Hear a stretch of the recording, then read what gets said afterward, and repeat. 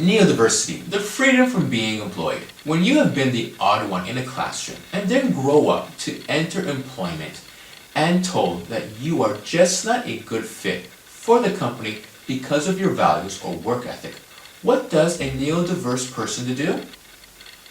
It is not surprising that many end up starting their own businesses. Quite a percentage excel at it for several reasons. In particular, because they do not ignore their strengths, which were overlooked by others who focus primarily on their difficulties.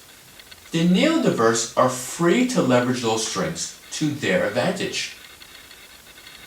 Watch to the end to get my insight and tips on this subject. The constrained system of employment. The constrained system of employment hinders an employer's freedom to look beyond the blinkers of the corporate structure. One should explore different types of intelligence, out-of-the-box thinking, and skill sets. One should also bear in mind the treacherous work ethic that gives a hunger to excel despite the challenges they may face because of one's neurodiversity. When we review research conducted about innovation and entrepreneurship, we discover the 21st century wouldn't entirely be possible if it wasn't for the neurodiverse. The subject of innovation is explored in the book Pattern Secrets: How Autism Drives Human Invention by Sir Simon Philip Baron-Cohen, which examines how autistic people are intelligent, can spot patterns, and be creative thinkers who develop new solutions. Albert Einstein or Elon Musk are a typical example of the type of neurodiversity discussed in the book. In another study, generated by BBC2 for the minds of millionaires, not 5 or 10%, but in fact 40% of those studied show signs of dyslexia. That is 40% who were possibly employed, not valued, and possibly seen as not being a right fit. This is both a risk of not using the talent they had in their ranks, as well as potentially loss of 40% of highly valued employees. Find this useful? Then you would also like to become more competitive with the neurodiverse. You can find the link here. The challenges a neurodiverse entrepreneur faces. The situation that a neurodiverse entrepreneur faces is balancing their strengths that they have in some areas with the struggles they have in others. A support system is needed.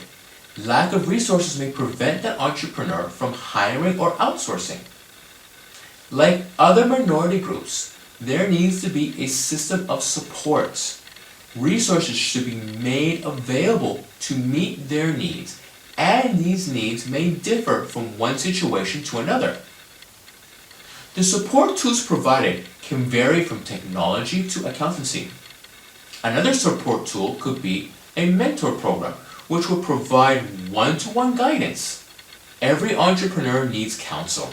In a study compiled to identify what made several individual neurodiverse entrepreneurs, such as Charles Schwab or Richard Branson, successful, it came down to two major factors. The first was that they were focused on their strengths, and the second, that they received support in the areas which they faced challenges.